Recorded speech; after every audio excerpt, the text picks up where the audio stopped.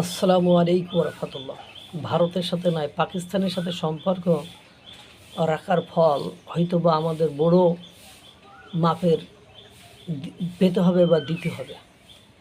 কেননা পাকিস্তান পুরো বিশ্বে একটা স্বীকৃত সন্ত্রাসী এবং জঙ্গি রাষ্ট্র আপনার এবং ব্যর্থ রাষ্ট্র। তাদেরকে ভিক্ষুক বলে বিভিন্ন দেশ থেকে সৌদি সহ, সংযুক্ত আরব আমিরাত, কাতার সহ বিভিন্ন দেশ থেকে 50,000-এরও বেশি লোককে দেশে ফেরত পাঠিয়েছে। এবং আপনারা জানেন 5ই আগস্ট 2024-এর পরে বাংলাদেশের ডক্টর ইউনূস সরকার ক্ষমতা গ্রহণের পরে বাংলাদেশের বহু যারা জঙ্গি হিসেবে আটক ছিল তারা সেখান থেকে বের হয়ে এসেছে। হয় এমনি বের হয়ে এসেছে অথবা তাদেরকে জামিন দিয়েছে। এবং আপনারা জানেন এরপরে ভারতের সাথে সম্পর্কটা ভালো রাখাচ্ছে, ভারতকে উস্কানি দেওয়া, ভারতকে থিতো করা, ভারতকে ভয় দেখানোর জন্য তারা মুখ্যম অস্ত্র হিসাবে যাকে ব্যবহার করেছে সেই দেশটির নাম পাকিস্তান। তারা আসার পরে অতীতে সব রেকর্ড ভেঙে, সব নিয়মকানুন ভেঙে পাকিস্তানের সাথে ব্যবসা বাণিজ্য করেছে। পাকিস্তান থেকে সরাসরি জাহাজ এসেছে বাংলাদেশে, সেটা আপনারা দেখেছেন। সেই জাহাজে কি প্রোডাক্ট এসেছে সেটা নিয়েও কত সামাজিক যোগাযোগ মাধ্যমে ধোঁয়াশা সৃষ্টি হয়েছিল, সেটা মানুষ কিন্তু জানে। যে কি এসেছে সেটা দেখাইতে চায় না। স্বাভাবিক জাহাজগুলো আসলে যেভাবে পরীক্ষা নিরীক্ষা করা হয়, এক্সপেরিমেন্ট করা হয় বা যেভাবে খালাস করা হয়, সেটার প্রক্রিয়া ছিল ভিন্ন ধাঁচের এবং ভিন্ন মাপের। আপনারা জানেন পাকিস্তান থেকে আফিম বীজ, মাদকদ্রব্য পর্যন্ত কবুতরের খাদ্য হিসাবে আসছিল, সেটাও ধরা খেয়েছে। এবং আপনারা এটাও দেখেছেন যে পাকিস্তানের বিভিন্ন বড় বড় নেতাগোতারা, পাকিস্তানের সামরিক, তারা বিভিন্ন সময় বাংলাদেশে এসে বিমানবন্দর, অমুক ঘাঁটি, অমুক জায়গায় মহড়া, অমুক জায়গায় বৈঠক, এবং কতগুলো বৈঠক তারা যে এসে করেছে। যাদের আসার কথা না, মুক্তিযুদ্ধের সময়ও যারা বাংলাদেশ বিরোধিতা করেছে, বেঁচে আছে, তারাও গোপনে এদেশে এসে ঘুরে গিয়েছে। এগুলো আমরা সামাজিক যোগাযোগ মাধ্যমে দেখেছি। এবং এদের আনা এবং এদের সাথে ওই যে মানে মামুর বাড়ি যাওয়ার মতো, মন চাইলো মামুর বাড়ি থেকে ঘুরে আসলাম, এই ধরনের চুক্তি করেছে। বিমান, পাসপোর্ট, ভিসা ছাড়াই মনে করেন যাওয়া যাবে, এমনও হয়তো বা ডক্টর ইউনূস সরকার আর কিছুদিন ক্ষমতায় থাকলে এই চুক্তিও হয়তো বা হয়ে যাইতো।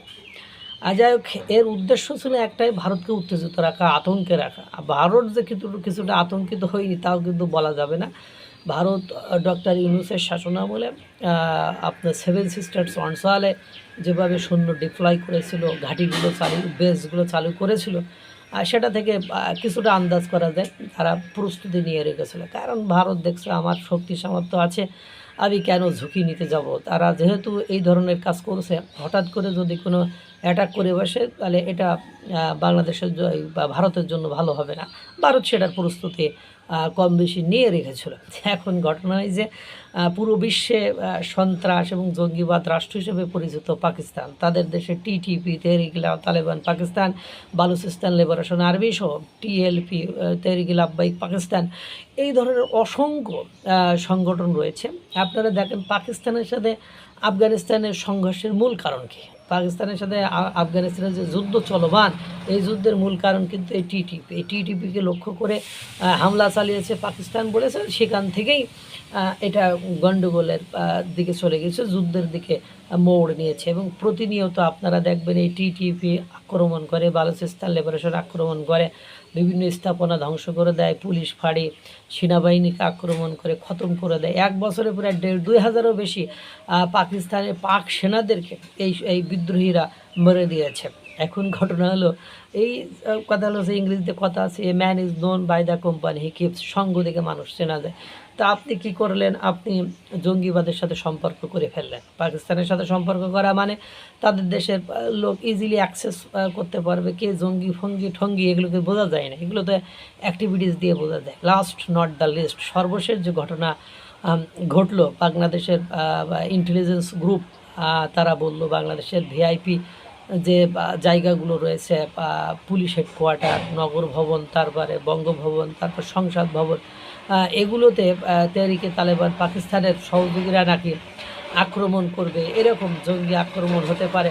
এজন্য মানে এই গুরুত্বপূর্ণ স্থাপনা ভিভিআইপি স্থাপনাগুলোকে জোরদার করার ব্যবস্থা কিন্তু করেছে। তাই এটা এখন কি বিশ্ব মিডিয়া, বাংলাদেশের সামাজিক যোগাযোগ মাধ্যম সহ গণমাধ্যম সহ বিশ্ব মিডিয়ায় কিন্তু ছড়িয়ে গিয়েছে। এখন কথা হলো যে এই যে ডোনাল্ড ট্রাম্প পাকিস্তানের F-16 আপনার আধুনিকায়নের জন্য যে অর্থায়ন করেছে, এই অর্থায়ন করার সময় যখন অন্য দেশ ভেটো দিয়েছে, দ্যাট মিনস ভারত কিছুটা হলেও হয়তো বা দিয়েছে, এখন তখন কিন্তু বলেছে যে ওদের দেশের ভেতরে অভ্যন্তরে যে জঙ্গি আছে, যে সন্ত্রাস আছে, তাদেরকে দমন করার জন্য এই আধুনিকায়ন করা হচ্ছে। দ্যাট মিনস এটা বিশ্বের বুকে সর্বজন স্বীকৃত, সর্বদেশ স্বীকৃত যে পাকিস্তান একটি সন্ত্রাসী দেশ বা জঙ্গি সংগঠনের দেশ। এখন এই সন্ত্রাসী বা জঙ্গি সংগঠনের দেশের সাথে সম্পর্ক রাখার বা এবং দেখেন বাংলাদেশে যে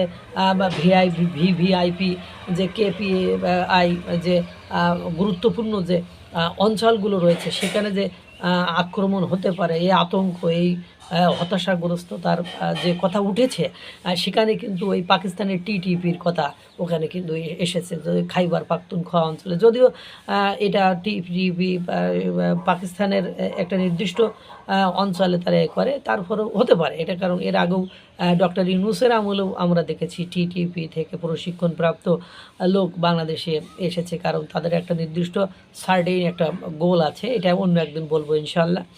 এখন এই যে অবস্থা, এই অবস্থায় যখনই এটা হয়েছিল, এই জঙ্গি হামলার কথা উঠেছিল, তখন আমরা শুনেছি বাংলাদেশ সরকার প্রতিবেশী ভারতের সহায়তা নিয়ে, গোয়েন্দা সংস্থার সহায়তা নিয়ে তাদেরকে আটক করেছে। অনেকে আবার পালিয়েও গিয়েছে, পাকিস্তানে পালিয়েও গিয়েছে। এই যে দেখেন আপনি, এই তাদের সাথে সম্পর্ক রাখার যে ফল, এই যে জঙ্গিবাদের এখন ইস্যুটি বাংলাদেশে চলে এসেছে, এবং জঙ্গিবাদের ইস্যু যখনই চলে আসে তখন আপনার রাশিয়া আপনার দিক থেকে মুখ ফিরিয়ে নেবে, ইসরায়েল আপনার দিক থেকে মুখ ফিরিয়ে নেবে, আপনার চীন আপনার দিক থেকে মুখ ফিরিয়ে নেবে, জাপান আপনার দিক থেকে মুখ ফিরিয়ে নেবে, অস্ট্রেলিয়া সহ ইউরোপের রাষ্ট্রগুলো, মানে কোনো দেশই আপনার দেশের সাথে সেই মাপের ব্যবসা বাণিজ্য করতে চাইবে না, কারণ তারা সব আতঙ্কগ্রস্ত বা আতঙ্কে থাকার সম্ভাবনা হবে।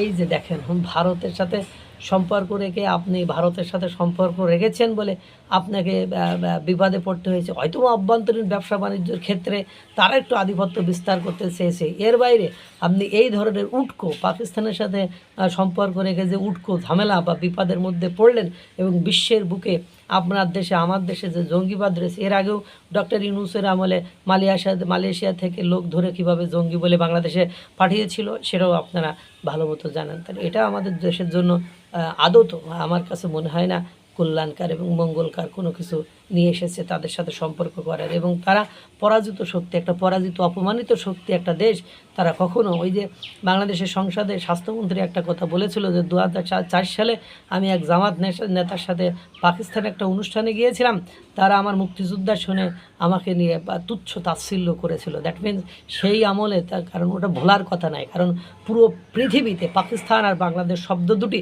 যতদিন থাকবে তখন এই দুইটি, মানে ওরা এই অপমানকে ভুলতে পারবে না পরাজিত শক্তি হিসেবে। সুতরাং তারা বাংলাদেশের ভালো চাইব, এটা যারা ভাবে, হ্যাঁ, তাদেরকে জ্ঞান দেওয়ার মতো জ্ঞান আমাদের নেই। আল্লাহ তাআলা সকলকে ভালো রাখুক, সুস্থ রাখুক।